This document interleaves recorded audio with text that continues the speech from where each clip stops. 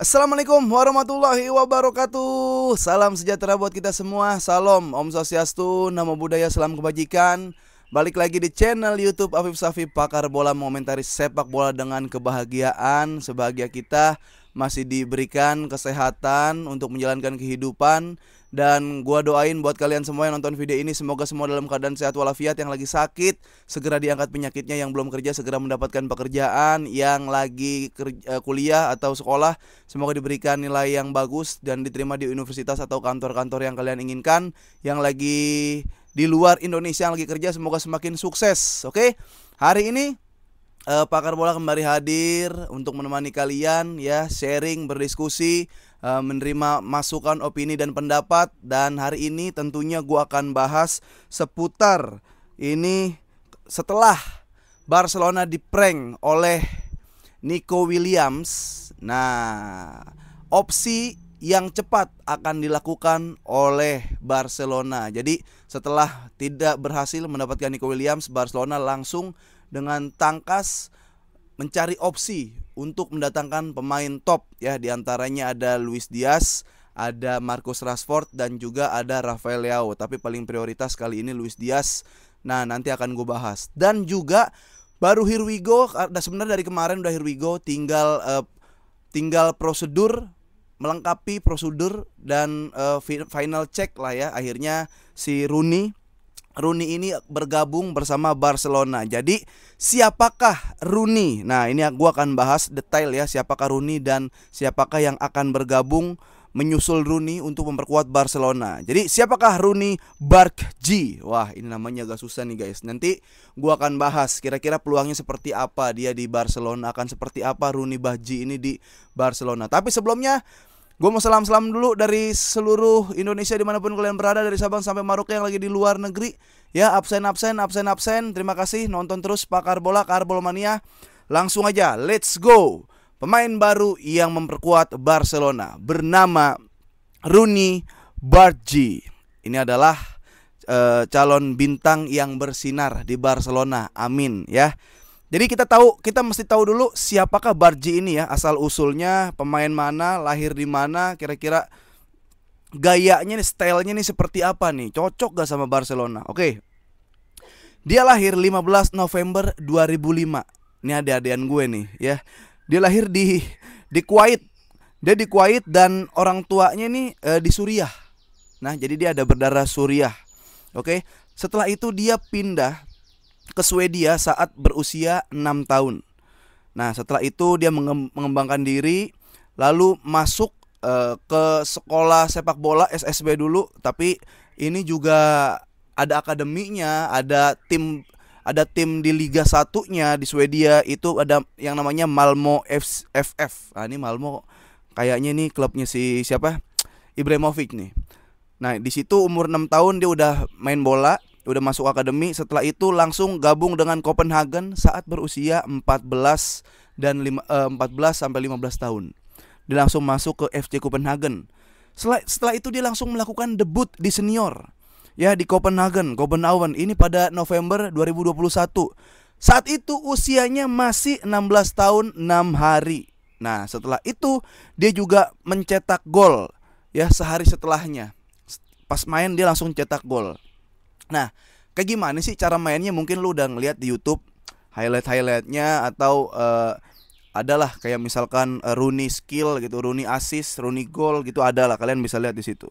Dia main di sayap kiri ya, dia dominan kiri tapi main di kiri. Berarti siapa ya kalau kiri, kayak kiri itu ya Rapinya, ya Gareth Bale kayak gitu. Nah, dia terkenal eksplosif juga, cepat juga, kuat juga, tekniknya bagus. Dribblenya satu lawan satunya juga itu bagus ya. Dia sering cut inside terus ke tengah dan cetak gol. Pernah dijulukin sebagai Swedish Messi ya, Messi Swedia, atau pernah dibandingkan dengan Eden Hazard, bahkan Arjen Robben ya, karena juggle dan finishingnya itu sangat berkualitas. Cut inside, shoot goal. Nah, dia juga pernah ya menjalankan momen penting, momen gemilang, dan pernah juga cedera. Jadi ini pernah ada riwayat cedera nih. Saat itu Rooney mencetak gol spektakuler di menit ke-87 saat menjamu Manchester United. Kalau kalian ingat ya, itu di November 2023 dan saat itu usianya masih 17 tahun 359 hari ya. Jadi salah satu pencetak gol termuda ya di Liga Champions masuk ada Rooney. Tapi saat itu namun ya, ini pas bulan Mei 2024 Rooney ini mengalami cedera ya, ligamen di utut ya, atau ACL udah ada ACL dia di bulan Mei 2024. Dia absen 1 tahun 9 sampai 12 bulan. Nah, setelah itu dia balik lagi ke lapangan, main lagi pada akhir Maret kemarin 2025. Itu dia. Jadi dealnya tadi udah dibilang sama Fabrizio Romano 2 sampai 3 jutaan ya, 2 juta euro. Dia transfer dari Copenhagen itu ke Barcelona hingga 2025. Ya, klausulnya nanti bagi hasil di masa depan. Nah, itu kayak gimana tuh? Nah, rencana seperti yang gue udah katakan sebelumnya. Jadi gabungnya Rooney ini biasalah pemain muda yang biasanya direkrut ke Barcelona, nilai transfernya tidak terlalu besar dan masih di bawah 19 tahun. Masih di bawah 19, masih 20 tahun, itu harusnya nggak langsung masuk ke skuad utama. Ya, jadi dia bisa main di Barcelona B dulu, kayak Araujo waktu itu ya. Banyak lah, ada beberapa pemain yang direkrut di usia muda. Dia bukan La Masia tapi main ke Barcelona B dulu. Soalnya kayak Pablo Tor kayak hampir deh main di Barcelona B deh kayaknya deh. Nah, itu dia. Jadi seperti itu. Nah, ini kan masih 19 tahun. Jadi Barcelona nih ngelihat kayak prospek ya. Dia mungkin La Liga ready, tapi kalau turnamen cup yang lebih tinggi kayak Champions League kayak belum ready sih ya. Gue nggak tahu, walaupun di Copenhagen udah bagus mainnya. Melihat ya itu Copenhagen, ketika lu ke Barcelona saingan lu, lawan lu bukan cuma musuh tapi lawan lu diri sendiri juga, temen juga. Jadi itu ya, karena ketat banget ya, sebelah kanan sebelah kiri lu harus bareng sama Yamal, lu harus ada ketemu si Rapinya. Seperti itulah ya, tapi harusnya bisa. Jadi ya gitu. Ya, dia lahir 2005, dia keturunan Kuwait, Suriah, terus ke Swedia. Ya, dia pernah langsung debut di umur 16 tahun, kaki kirinya sangat tajam, ada gol yang bagus. Saat itu dia juga pernah mengalami riwayat cedera, itu dia. Jadi mudah-mudahan kita lihat prospek jangka panjang yang akan dilalui oleh Rooney ini. Itu guys, kira-kira gimana menurut kalian? Rooney akan bagus gak di Barcelona? Karirnya akan melejit apa enggak di Barcelona? Ya itu tergantung dari Rooney-nya sendiri. Menurut kalian kayak gimana? Oke. Setelah itu, ini dia saatnya kita membahas opsi ketika kita diprank oleh Nico Williams ya. Berarti Barcelona masih memiliki uang yang cukup untuk membelanjakan 1-2 pemain. Masih ada kesempatan juga melepas pemain, karena hari ini ya, tepatnya itu 2 tahun lalu Christensen direkrut oleh Barcelona. Nah, siapa yang paling diprioritaskan oleh Barcelona? Yang pertama sudah pasti Luis Diaz. Cuma masalahnya ini Fabrizio juga bilang, dia juga nge-tweet tentang Barcelona kan udah 2 kali ya dicuekin, diabaikan oleh Liverpool, dan kali ini mencoba untuk masuk lagi proposal secara resmi. Cuma ya halangannya adalah ya Luis Diaz-nya lagi suka banget di Liverpool, sama mungkin kalau untuk negosiasi, untuk melakukan mediasi ini lagi kurang pas waktunya, mengingat Liverpool juga lagi berduka karena kehilangan Diogo Jota ya, mendiang Diogo Jota. Jadi agak tersendat di situ. Diaz-nya lagi pengen di Liverpool dan masih dalam keadaan suasana berkabung gitu. Nah, Luis Diaz ini udah ready banget. Emang udah pemain matang ya, 29-an ya, 28 atau 29 gitu usianya. Jadi ini pemain yang siap. Lo mau bertempur dengan diri sendiri udah pasti bisa dia, bertempur dengan lawan bisa, dia bersaing bisa, bertempur dengan musuh apalagi ya. La Liga gua rasa Luis Diaz gampang lah adaptasi ya, nggak kayak Coutinho ya. Mudah-mudahan, apalagi Liga Champions ya, pengalaman cukup banyak. Kemarin di event di negara juga si Luis Diaz bagus. Jadi harusnya dia cocok-cocok aja main di Barcelona. Apalagi pace-nya agak lambat dikit, dan ketika Hansi Flick masuk, Barcelona naikin pace, Barcelona naikin, ada determinasi, militansinya ditingkatkan, main high defensive line. Wah, ini Luis Diaz sih oke harusnya ya. Ya, tapi kayak gitu, masalahnya dia masih ada di ambang 70 sampai 80 juta euro yang menurut gua enggak usah Barcelona, menurut gua aja kebesaran ya.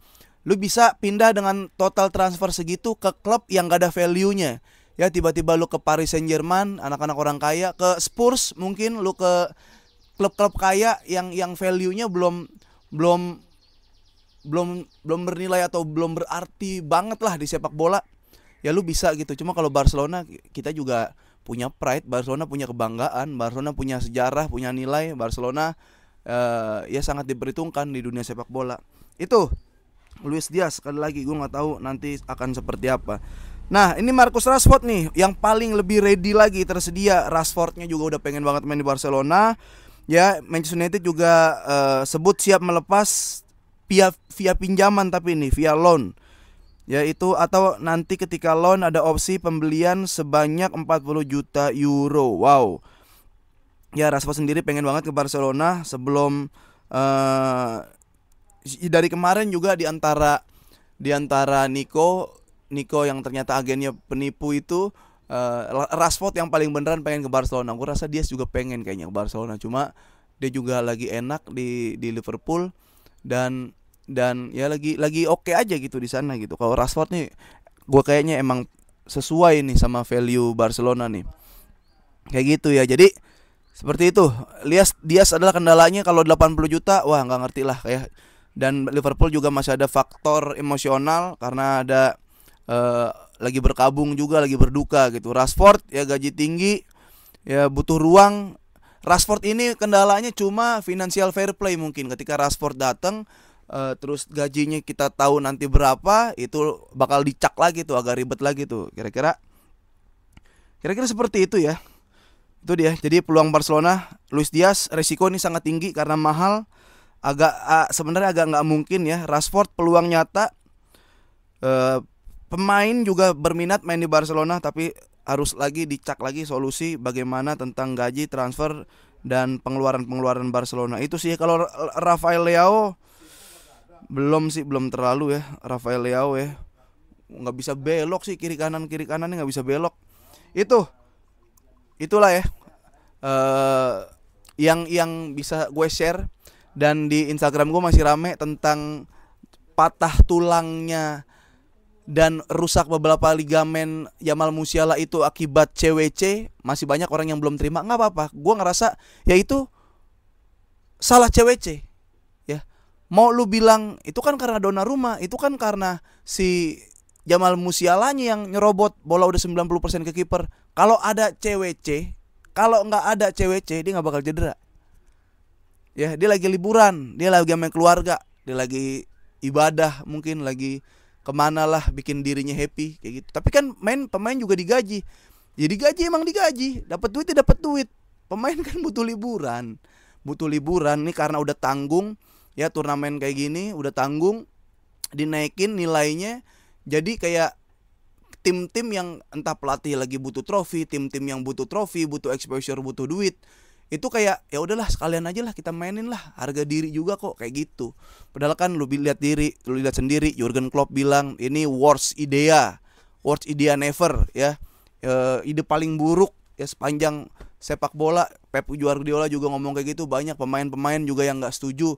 Terus juga ada yang bilang kalau pemain nggak setuju ini sama kayak karyawan nganggur ngegibahin karyawan yang lembur. Ya ampun, kan ya Allah. Oke, berarti konteksnya karyawan ya. Karyawan yang nganggur dibilang ngegibahin karyawan yang lembur, katanya kayak gitu. Ini konteksnya karyawan. Kalau tujuan lu bilang ke pemain Barcelona atau ke tim yang dapat gelar di liga domestik, pemain nganggur, kayaknya kurang tepat menurut gua. Dia habis kerja, tapi dia lagi istirahat hari Minggu. Ya dia nggak nganggur, dia masih kerja, dia masih kontrak. Ya, cuma dia lagi istirahat, lagi libur. Ya, dibilang berarti kalau itu karyawan, semua karyawan, ya berarti pemain Barcelona, pemain siapa lagi yang juara-juara, pemain Liverpool. Nah, itu adalah karyawan-karyawan yang dapat prestasi, dapat achievement, yang banyak golin ketika lagi disuruh jualan. Dan mereka adalah orang-orang berprestasi. Sementara yang main sekarang adalah karyawan-karyawan, selain PSG ya yang dapat Liga Champions, adalah karyawan-karyawan yang nggak ada achievement, karyawan-karyawan yang nggak dapat penghargaan dari kantor, karyawan-karyawan yang kerja tapi nggak ngasilin apapun gitu kan. Ya kayak gitu dong berarti ya. Itu lucu banget sih argumen tentang ini, kayak kayak orang yang nganggur ngegibahin karyawan yang lembur. Ya kan pemain yang lain kan kerja juga, dapat trofi, dapat juara, GA-nya bagus, statistik bagus. Pelatih Jurgen Klopp, pelatih Manchester City ngelatih. Bedanya adalah nih karyawan yang main ya, selain PSG, ini karyawan yang tadi yang nggak ada value-nya, yang kerja nggak ngapa-ngapain, kerja nggak dapat achievement, kerja nggak bisa ngeraih keuntungan buat kantor, makanya kayak ya udahlah kita balas di sini kayak gitu. Itulah ya kira-kira. Udah gitu aja yang bisa gue share, teman-teman. Sekali lagi gue nggak setuju CWC. Kalau dibilang lu ngiri kali Barcelona main, enggak ya. Gavi saat itu ACL gara-gara Nation League. David Villa lagi turnamen pramusim, harusnya dia bisa ikut Euro 2012 tapi tuh juara ini cedera gitu kan. Ada pemain-pemain yang harusnya nggak cedera jadi cedera gara-gara turnamen-turnamen kayak gitu. Oke, ya itulah dia gue bilang, makanya tidak berkemanusiaan menurut gue, terlalu disapi perahkan.